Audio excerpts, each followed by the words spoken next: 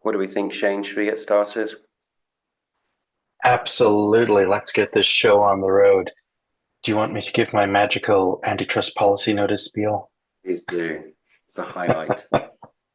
It always is. So, this meeting, as with all other meetings in the Linux Foundation, is held under the antitrust policy notice. And you can find the full antitrust policy on the Linux Foundation website. If you're from a member company, you can ask questions of our counsel, Andy Up the Grove. This is to ensure that everyone knows the ground rules for talking and is perfectly comfortable with all of the wonderful collaboration we do. Speaking of which, the co-chair of this study group, Matthew, is on standby to take over and kick off that collaboration. Over to you, Matthew.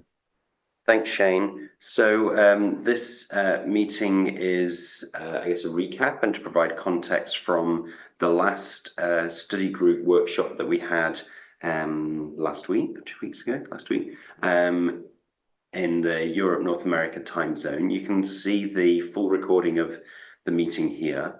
It was a very fruitful meeting. There was lots of good discussion. Dave Marr, the other co-chair of this study group, was present and had two other people from Qualcomm present. We sort of further touched on, hopefully the closed captioning is coming through now. We touched on a number of topics around the model and the data sets and what we think good might look like in these areas. I've just got 3 or 4 slides, and thank you, Shane, for creating most of them. If I click on, I've kind of got a summary of the meeting. So the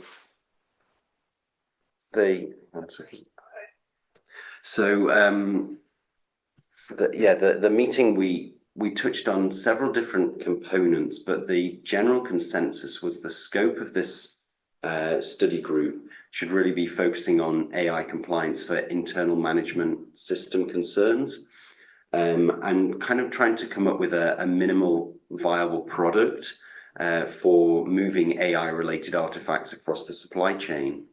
And just to dig down into that a little bit more, we touched on the concept of an AI bomb, an artificial intelligence bill of materials, where we're looking at what sort of information, minimum information, might be required to move information across the supply chain.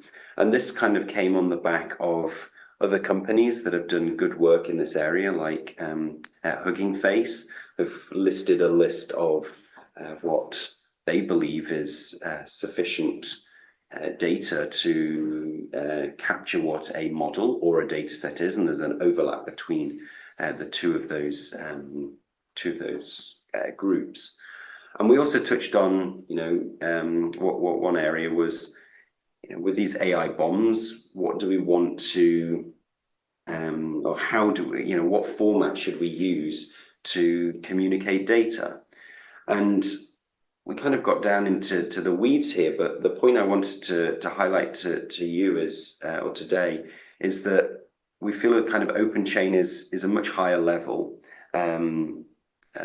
principle setting. So rather than saying, using an AI bomb in an SPDX format or a Cyclone DX format, it's really a much higher level. And we would say something like, an AI bomb is good, but you deal with the specifics. So you can use SPDX, you can use Cyclone DX, or you can use another system as you wish. So OpenChain is seen as kind of a much higher level there. So we talked about that in a number of details. And then as we were going through and looking at all the components of what a model and a data set have and what good looks like in that area, we realized that there was a huge overlap between the OpenChain ISO standard 5230, which looks at license compliance for open source software. And we thought this is probably a good exercise to do for a comparison of those two kind of the ISO standard that we have already, and what, all the list of things that we could consider for AI compliance.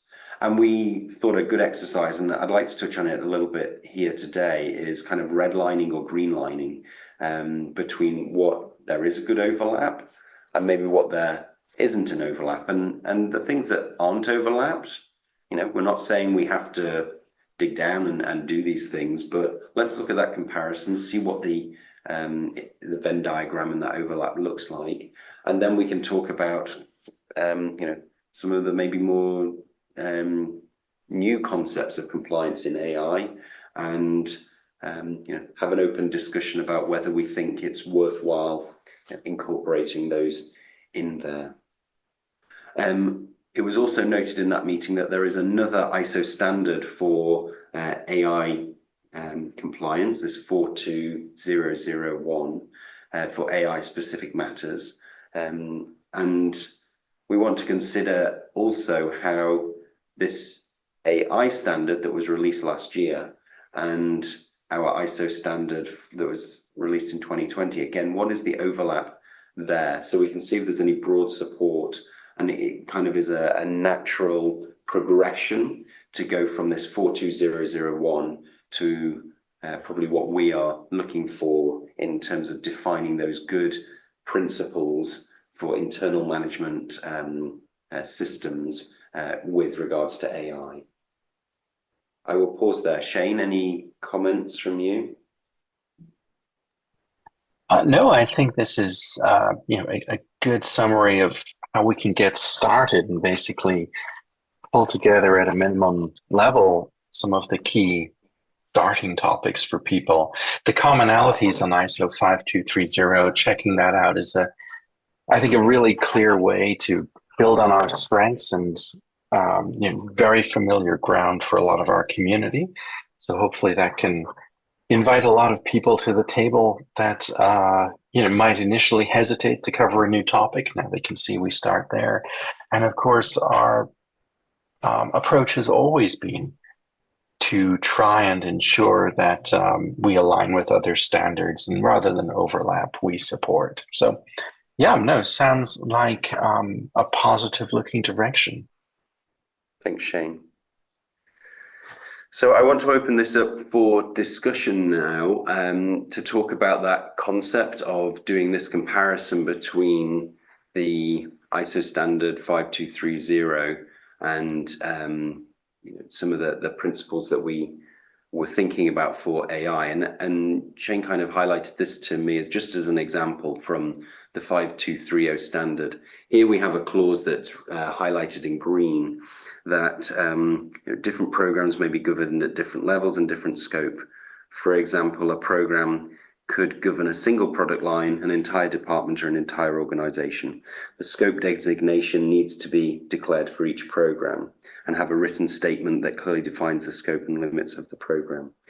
So this program scope clause in this other standard, in the open source license standard, probably does have a reasonable overlap with what we could do in AI. If you can imagine,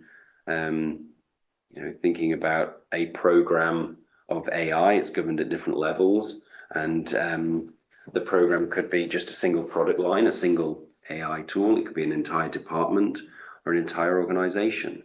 And this was just an example of what is probably a good comparison between defining some new principles with what is already being sort of established with this standard.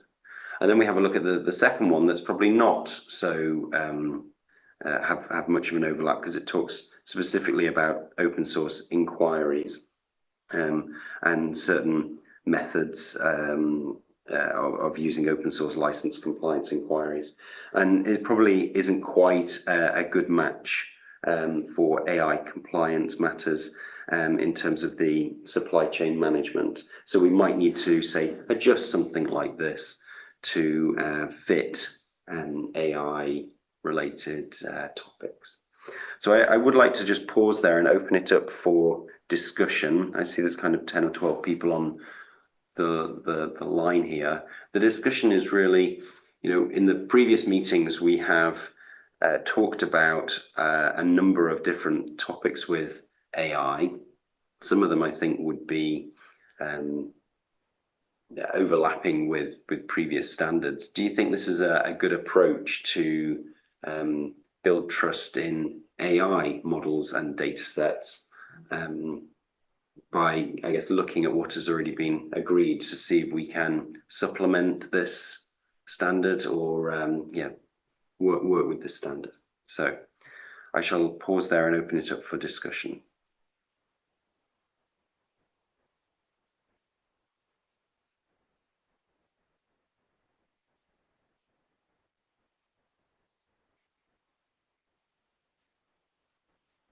Hi. ISO 42001, I've got a copy of it here, but I haven't really studied it in great detail. It doesn't seem to me to really talk about distributing models between organizations particularly. Is that an accurate perception, or am I just missing something? I have not gone into too much detail in 42001 either. That is, as it was picked up in the last workshop, I was going to bring it up here to say, let's sort of table it for the next time that we will go away and review that and bring it back for discussion. Okay, well, yeah, I'm happy to do that. I'm just glad I'm not behind. And Rowan, I think that your initial read aligns with my initial glance that there is a market gap in the area where we're potentially going to work. So it looks like we could have a pretty neat match with them, but we'll need to do that analysis and sit down and go through it line by line to confirm. Sure. Oh, thanks.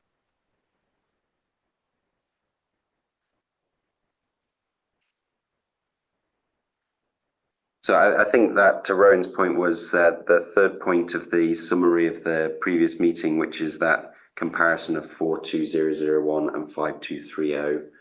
And I guess to this slide here, also comparing it with what we might want to achieve.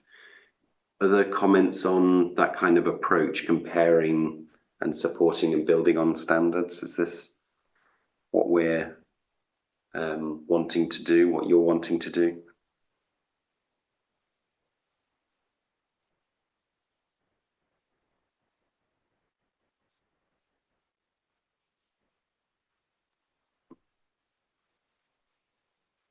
Well, me again, yes, I think it is.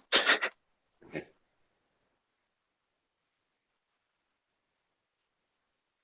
Any other comments from anyone?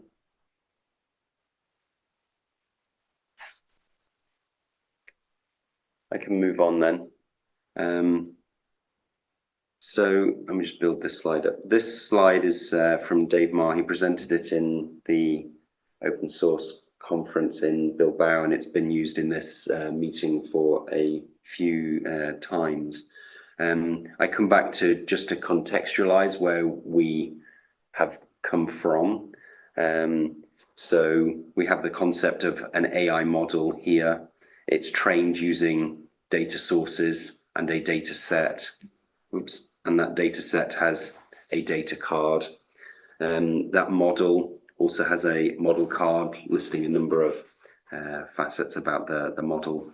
And then we have a user that will interact with the model, ask it inference questions. It produces an answer back to the user. And of course, those inference questions can be used to train a model. And when we kind of brought this diagram up in previous study group sessions, we kind of listed all the different components of this model and data set in terms of all the things that might be of interest for compliance. And I think it's fair to say that this list that we produce is on my next slide, I'll bring it up in a moment, is absolutely everything. I don't think it's within scope of what we're trying to agree from day one to meet or define a scope for all of these components. And it's part of this study group to look at those components and see which we want to tackle. And this approach of comparing the standards that we have with the list is kind of where I saw the next step of this going, to see what is already covered and maybe what is easier to agree. And then let's sort of have discussions about some of the other topics. But I don't think the direction of this study group is to kind of solve everything from day one. So this was the list of everything that had been discussed in our first session, which around models and data sets, and I say areas for review here. Again, we're probably not going to go through all of them because I think some of them are going to be harder to tackle, but there are certain ones that there probably are easier overlaps with supporting standards that we can work on. So things like sort of copyright concerns and licensing compliance, again, very similar to 5230. Whereas some of the other areas here around transparency and bias, certainly new areas, there's certainly new court cases going on. We may just want to pause in these areas to hear how the industry is going to want to adapt to these kind of topics. So I think this is the last slide, and the reason I put that long list up before was we kind of, at the start of the previous meeting, we had done some work on those and kind of expanded it out to form a scratch pad of all of those components. But what I sort of wanted to do, and again, open this up for discussion, is look at that 5230 standard, look at identifying the commonalities with the AI compliance, and kind of look at a red and green line discussion for, so it's a red and green line comparison on this topic. And we can use the scratch pad, it's open to all here for further discussion, and to see what your thoughts are on the different areas that were highlighted on the previous slide. It's certainly not a perfect match with 5230, but I'm sure there's some sort of commonalities between the two.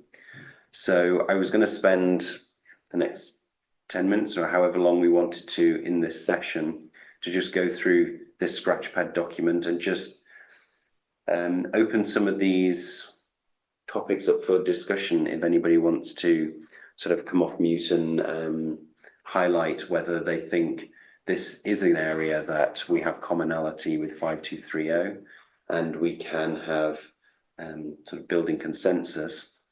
But equally, if you think there are areas that are not common with sort of agreed standards, what are your thoughts on including this in any conversations moving forward in this study group?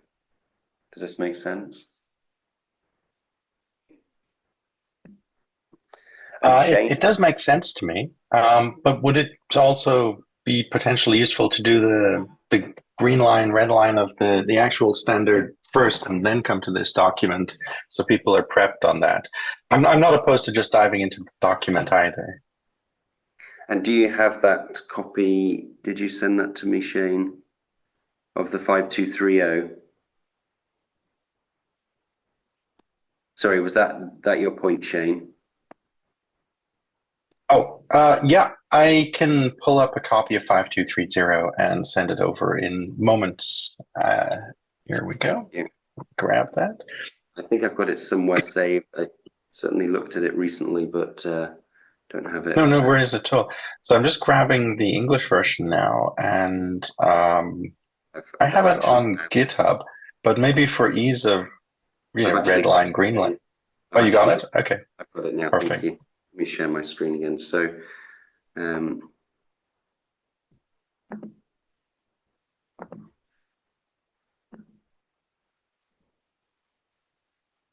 this here, Shane? Yeah. That's it.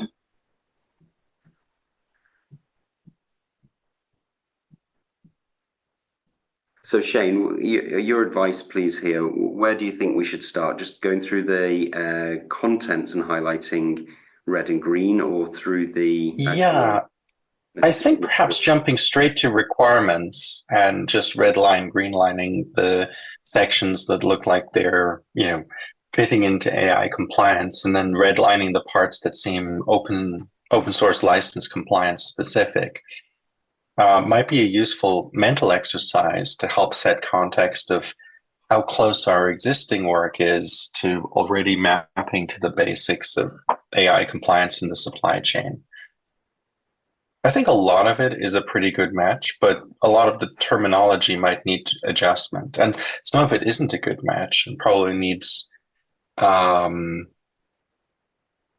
alternative language. And that's where the Scratchpad is, I think, potentially tremendously useful. It's captured some ideas already. It can capture more. Oh, and just a side note, by the way, for those who are completely new to the discussion, we're looking at this to set context. We're not sitting down here today building a new standard. Okay, there's long processes before that. We're looking at this and we're discussing it and sharing ideas. Thanks for that clarity, Shane. And yes, I agree. If we do work towards a standard, we are some way off. It is just for comparison here. So shall we just go through this clause by clause and get people's thoughts on whether kind of the context of this agreed standard is similar to what we're wanting to get out of any governance for AI and any compliance for AI?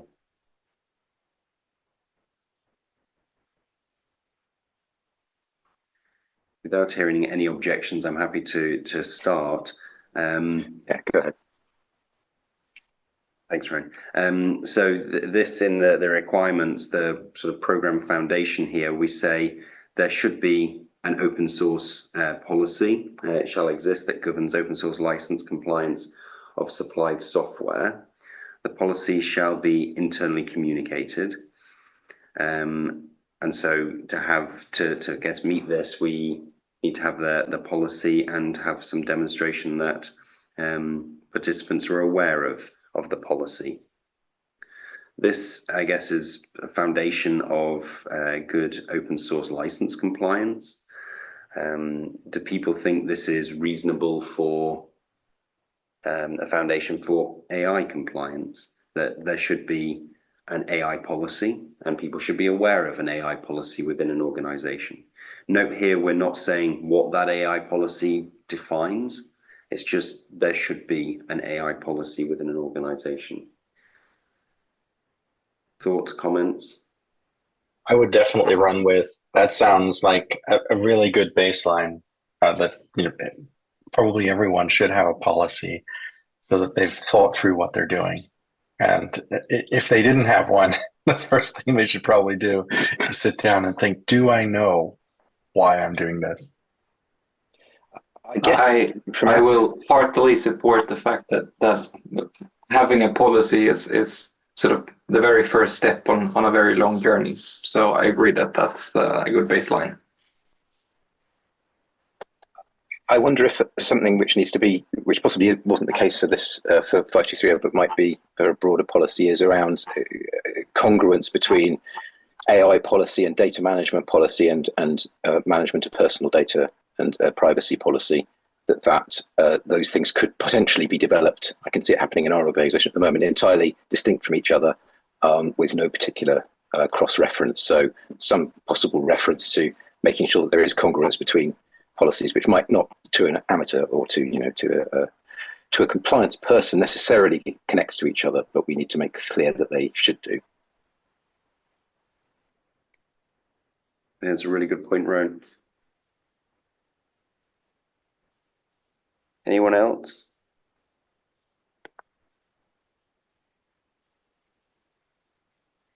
The next one's around competence. So an organization shall identify roles and the corresponding responsibilities of that role that affects the performance and effectiveness of the program.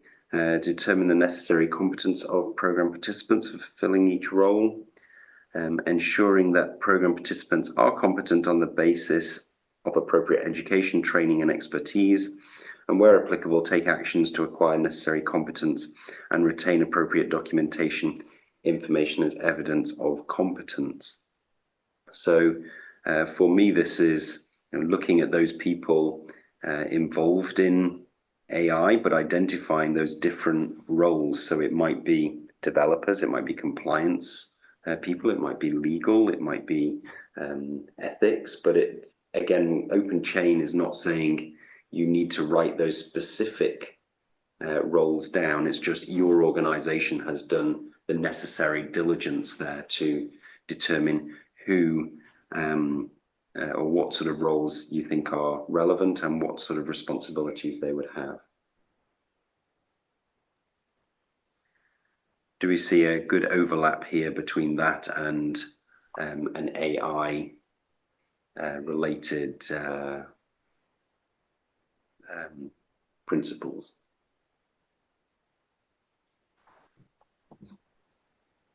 I see a pretty strong overlap in that it's pretty uncontroversial to say that the roles and responsibilities need to be defined, and the idea of identifying that and documenting it just seems like a good practice. And I guess it also prevents that single point of failure issue where you have it, let's say, domain expert, but you haven't quite scoped what their responsibilities are, and therefore they're potentially operating a little bit in the dark. You potentially are missing something, and so on and so forth. So it seems really uncontroversial to me to have that in there for AI compliance as much as open source compliance, or indeed any activity that involves process management, and therefore people to be doing it, making sure it doesn't break.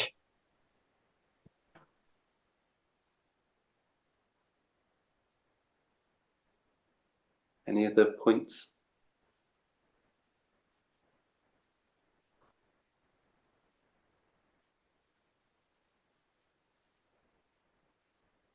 I mean, it's similar to what I was saying before, but yes, the gaps and overlaps between the different roles, I think, is something, because this is such a new technology, it's easy to not pay attention to. So yeah, in our organization, we're having to think about trying to recruit people who have skills that cross boundaries that previously we haven't had to cross in order to be able to sort of, again, sort of measure that congruence between our compliance activities in what have been previously thought to be completely different areas.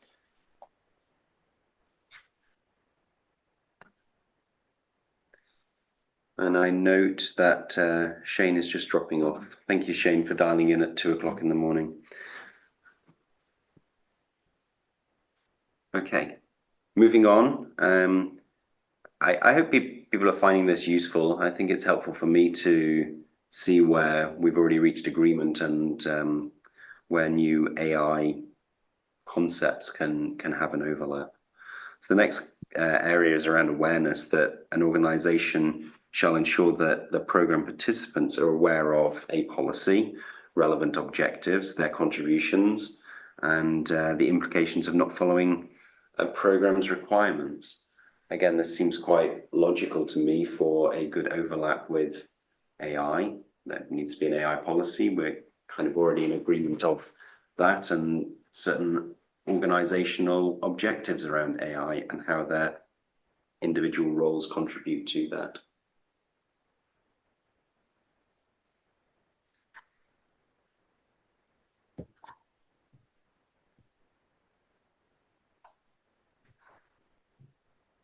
Yeah.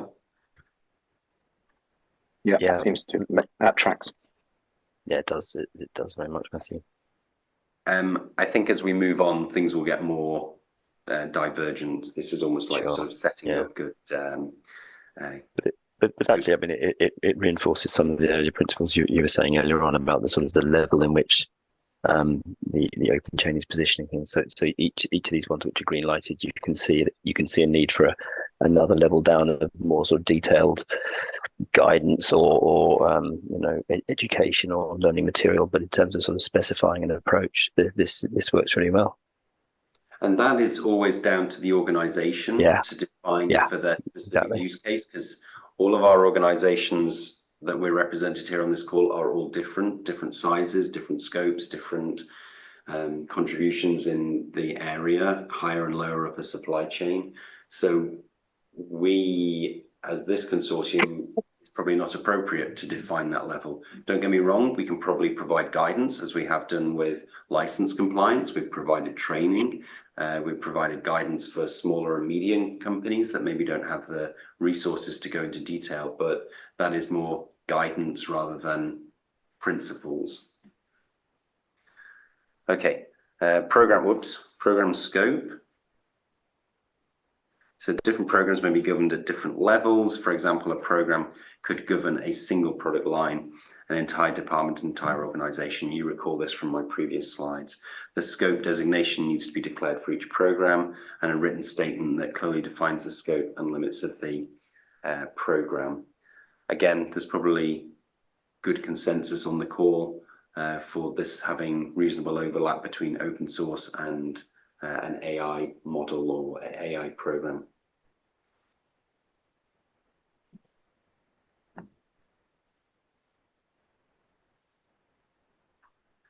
License obligations. A process shall exist for reviewing and identifying licenses to determine obligations, restrictions, and rights granted by each license, and a documented procedure and review and document the obligations, restrictions, and rights granted by each identified license. So we're probably starting to diverge a little bit from program setup, but I will give you just my thoughts on this and welcome others. We're still going to have to license these models. We're still going to have to license these data sets. Equally, these data sets going into models will have license obligations in there. So therefore, although we may want to modify something around license obligations to include different use cases, as in if it's coming in or out, it's probably still fairly relevant to an AI system. What are people's thoughts on that?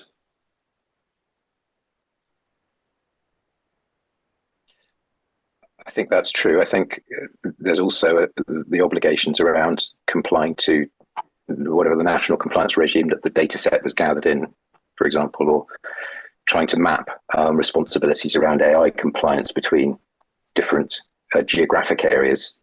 It's an area of complexity that I don't think we had when we were talking just about open source software, but which we're very definitely going to have in this area. Could you just expand on that a little bit? Well, I mean, I'm an amateur in this really, but my understanding or my kind of looking at what's happening around the world, we seem to become developing different regimes for policing what can be done in terms of use of AI for different purposes. And I mean, I know in the UK, the Information Commission's office at the moment, I think on Friday, is ending a consultation on purpose limitation for creation of AI models, which would place a responsibility on the organization that generates the model to, well, it's up in the air what it will say, but at the moment their proposal is that the organization that generates a model would have to define what the purpose limitation that they've thought of for that model is, and that they have a responsibility to enforce that purpose limitation if the model moves to other organizations. They'll have to inform them and say, yeah, you know, we defined what we were going to produce this model to achieve, and you're going to need to stick to that too if you're going to, and this is obviously, you know, in relation to models that have been trained on personal data, you're going to need to stick to what we defined if we're going to remain compliant with our local information, you know, sort of our local data privacy law. Yeah. And we touched on last time the origin of different components of this data set and being sharing that widely would help an organization make the determination whether they are subject to whichever jurisdiction that's come into. So again, probably one level lower than OpenChain usually gets into, but highlighting that there are license obligations from different parts of the world will have different jurisdictional impacts on the organization either consuming or distributing that. So yeah. Yeah. Sorry, go ahead. No, I was I just going was to say. going to say, I think it's kind of obligations more generally, isn't it? There are license obligations, but then these are kind of broader regulatory compliance. Yeah. Yeah, it's a really interesting point, this one. I'm going to highlight this as yellow because I think that there's probably some basis of this, but as you point out, from different regulatory component, regulators, we probably need to think carefully of how we want to define license obligations.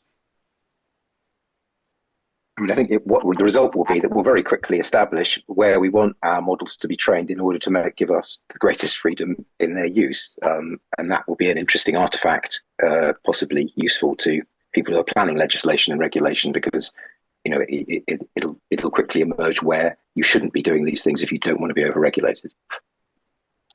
Indeed, and I'm not talking on behalf of regulators, but I think they are aware of that. They don't want to put too many restrictions in their jurisdiction because they want AI to thrive in their area, but that's at the balance of they want to put something in place to provide good governance of AI in their jurisdiction. So it's probably a difficult balance for them, but as the years progress and things come out, organizations will make their own interpretation of them and decide where to place certain components of this process.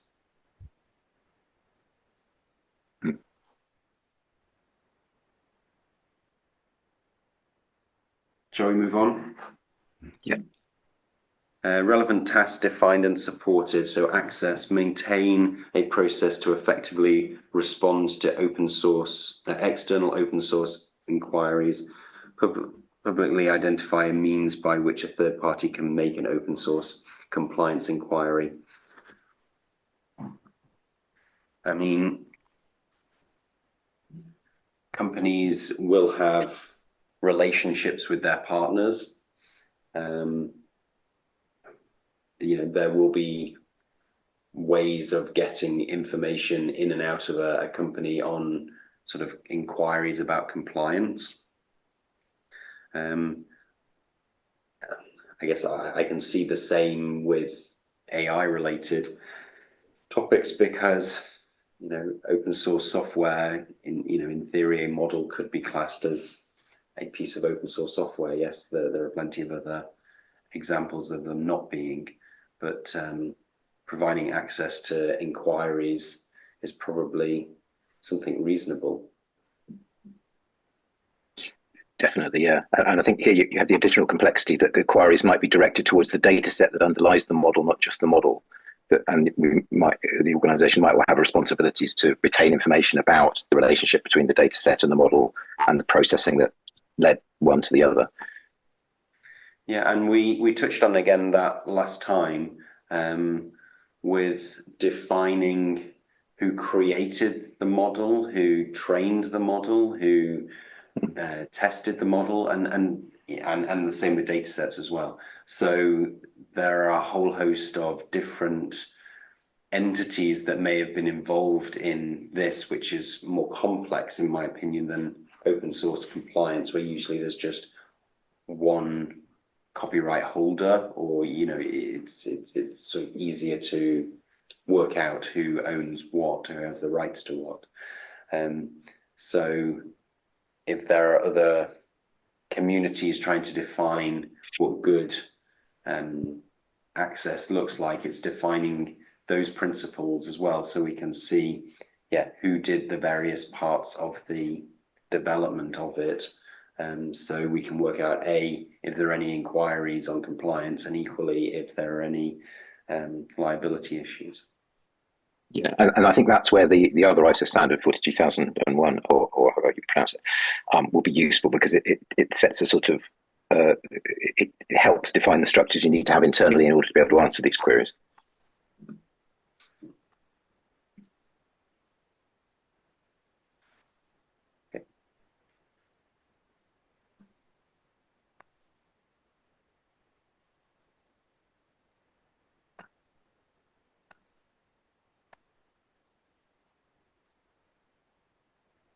So again, it's probably something we need to reassess.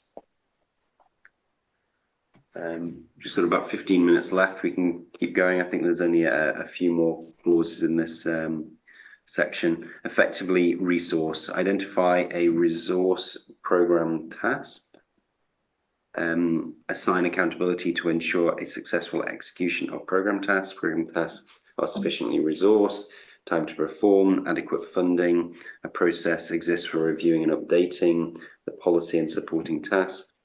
Legal expertise pertaining to open source license compliance is accessible to those who need such guidance, and a process exists for resolution of open source license compliance issues.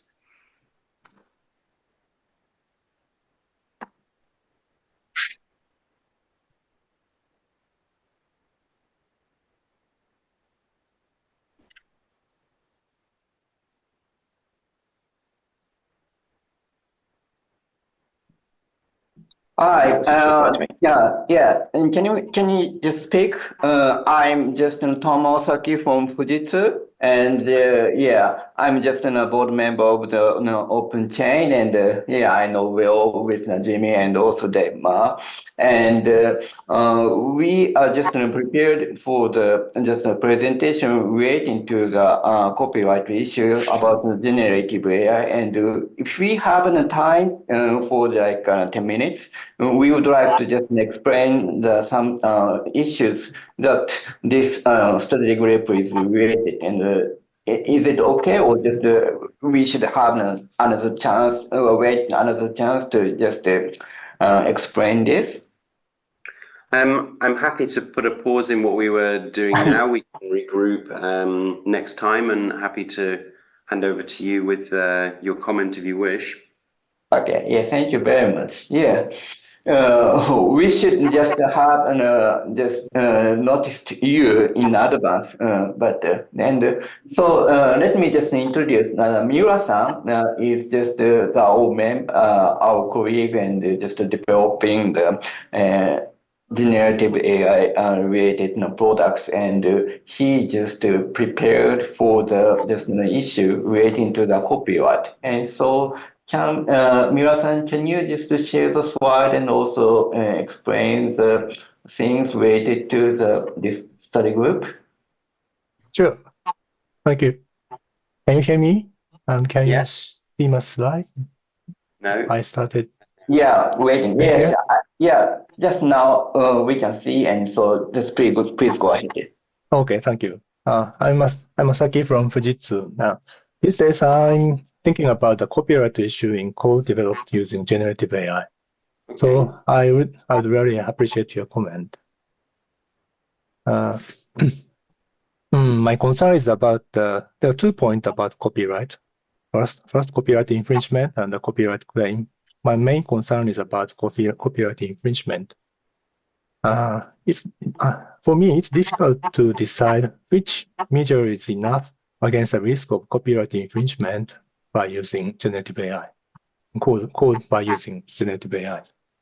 For example, I'm thinking about the conditions for incorporating code developed with help by generative AI into OSS and product, or how to minimize the risk of copyright infringement by code developed with help by generative AI. And the effectiveness of marking to later identify code with help by AI. I'm thinking about these points. Copyright claim. As for copyright claim, I'm not sure what the criteria for claiming copyright to code developed with help by generative AI. These are my concerns. And in my opinion, there are many risks and mitigation measures for code generated by generative AI. But in my opinion, there is, for example, 6 risks on this table. But I think that from number 1 to number 4, accuracy, vulnerability, contamination, fairness, license infringement, I think these risks can be mitigated by existing measures like the developer's own understanding of code, review by reviewer, and testing of the code. But I think the number 5 and 6, copyright infringement and securing copyright, is, I'm not sure what measures are enough to mitigate enough these risks. There are many or some measures I wrote here, but I'm not sure this is enough or not.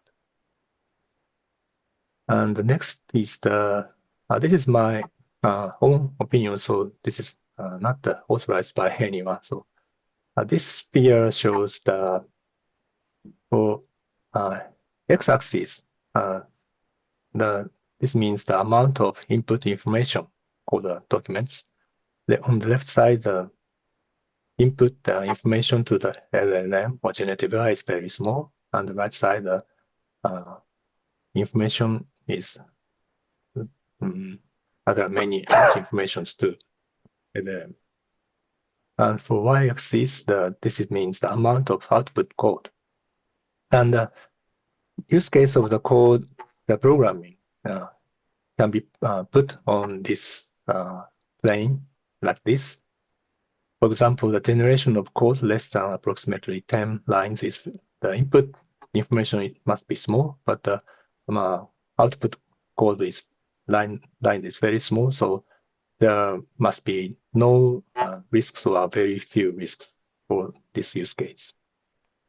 But for example, if we input little information to generative AI, but generative AI generates the large code, I think there must be a big risk for that code, because there are many line of codes that the human developers didn't input specify any information that just generated by AI generate. In my opinion, that this light green area is relatively safe, because this code is based on the original specifications and existing code. So their own developers' creativity is already exists there. This is the idea for making it as clear as possible that there is no similarity of code to existing code. The similarity means that if the code has a similarity to the existing code, there can be a copyright infringement. The first is the only developers approved by project manager are allowed to use generative AI. This means a beginner or the people like students shouldn't use the generative AI for the important OSS or product code, because there are some risks if they don't understand the specifications or the technology itself or logic, even that they doesn't understand the code. The second is the mitigation measures. Establish guidelines for use of generative AI to code generation. This is just an example, but for example, developers should check if the generated code has the obvious unique features, looks like obfuscated code, or including the proper noun in code, like the company name or the people name. Such code must has a high risk of somebody has the originality.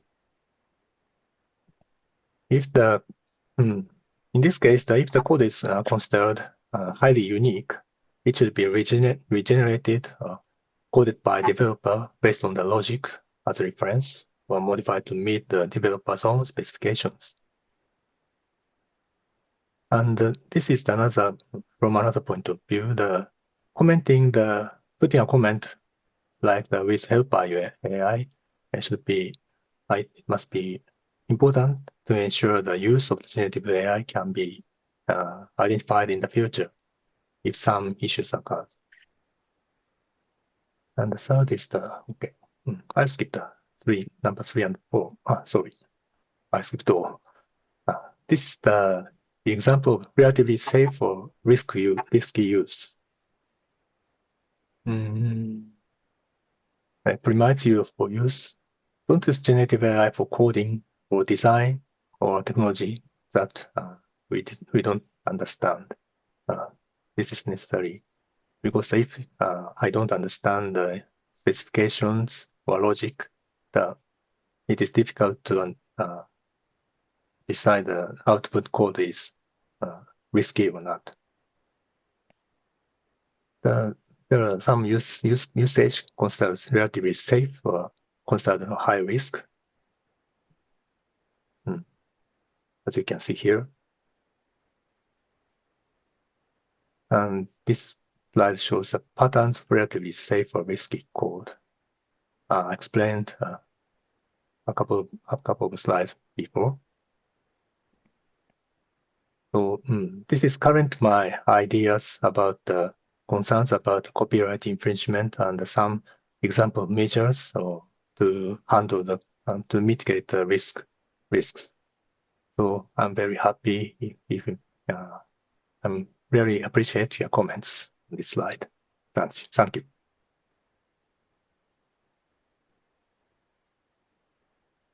Thank you so much for that. I see in the chat 2 comments. It's very useful, and somebody would like to sort of discuss how we can take this further in the study group. I think this is a great concept and great slides, and can already see some of the points that you have raised here are probably good underlying principles for good AI compliance. So I can see these fitting in quite nicely with the progress of this study group, but please feel free to make more comments. Yeah, can I just make an additional comment? Sure. Okay, yeah. Thank you, Miura-san, first. And those slides include actual copyright-related issues, and that actually we are facing. And the AI system that is used is more complex than Rowan showed, which Dave Ma of Qualcomm proposed. And as we are new for the study group, I did not have any idea how this issue matches to discuss this study group in the that you did in the first half. So we would like to ask your comments or some proposals how to proceed with these kind of actual issues, like how to integrate with those issues to the discussions, or just to make another chances of having a presentation in the US Europe session or anything like. Well, you know, the way this study group is set up, it's across the whole world with time zones. We've had to do these 2 different sessions, and one is kind of following on from the other. So we kind of always give an update.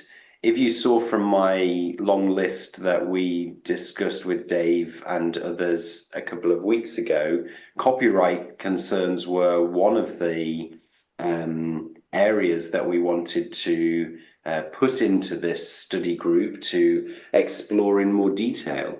From what I can see that you've described here, this is expanded that one small area into something that we could